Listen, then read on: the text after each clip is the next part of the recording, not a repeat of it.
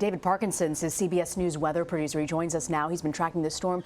So, David, is there a sense of where the storm is headed? So, yeah, there's a pretty good consensus for the first 4 days at least. So the really simple consensus is it's going to make its move tonight past the British Virgin Islands, past the U.S. Virgin Islands, past St. Martin, St. Bart's, Anguilla, that parts of the Leeward Islands. Then on Wednesday, it's going to graze past Puerto Rico. We think it'll make a pass somewhere between 50 and 100 miles offshore.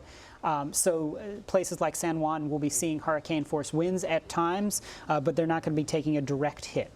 As it moves west, it's again going to have probably a glancing blow off of the Dominican Republic.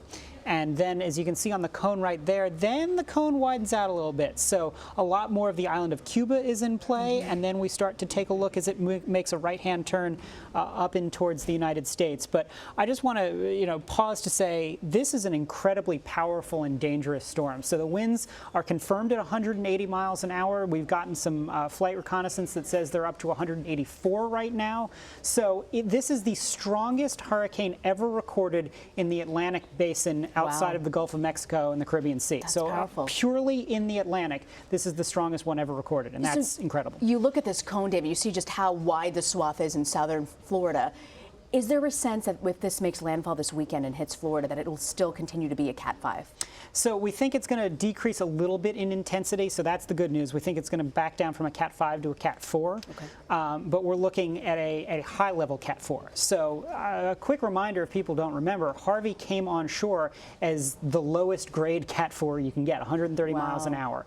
And that was causing devastation in Port Aransas. You saw a hotel where the stairwell completely separated from the building, causing major structural damage. So 20 miles an hour higher than that winds, or 15 or 10, it's going to cause a lot of damage, and that's something we need to be mindful of. When you look at hurricane history, how unlikely is it to have these two major storms hitting so close in just a matter of days? So we've never, to the best I can go back in records, we've never had two back-to-back storms as a Category 4. One time in 1907, not 1907, 1917, sorry, 1915, excuse Still me. There you go, 1915. Still a long time ago. Remembering my dates, 1915, we had a storm that hit over by Galveston and a storm that hit over by New Orleans, and those were those were not back-to-back, but those were both Category 4s in 1 year. But it's exceptionally rare to have a landfall as a major hurricane, and back-to-back is almost unheard of.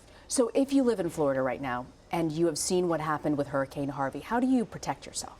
So if you're living in Florida, hopefully when hurricane season began on June 1st, you got your hurricane supplies, so you're not making a mad run on the stores like everybody else is right now. However, don't expect what happened in Harvey to happen to you with Irma. This is not a storm with freshwater flooding on the magnitude of Harvey. This thing's going to be gone in 24 to 36 hours. This is a storm. And Harvey lingered for days. Right, it lingered for 4 or 5 days. Yeah. The deal with Irma is it's primarily a storm surge threat. So it's primarily if you are along the coast, and it's primarily a wind threat. So if you are along the coast and you talk storm surge, what do you have to be concerned about? You need to be concerned if you are not in an apartment building. If you are in a building with 1 to 2 stories, you should be planning where you're going to be going. So if you can see the water from your home or nearby community, you should be concerned. Correct. I mean, if you're in a place where the elevation is 5 feet above sea level, and you are right on or near the water, and you should hopefully know what you are on the FEMA floodplains, you should start making plans with where you're going to be going. It's not yet time to evacuate. I think that's going to happen in the next 24 to 48 hours once we get a solid handle on which side of the state this is going to go up. But certainly if you're in the Keys, you need to be making preparations now, because the Keys are pretty much the last place you'd want to be when this thing's taking landfall. 24 to 48 hours, be on alert. There could be evacuation orders. Correct. Okay, David Parkinson, thank you for joining us, David.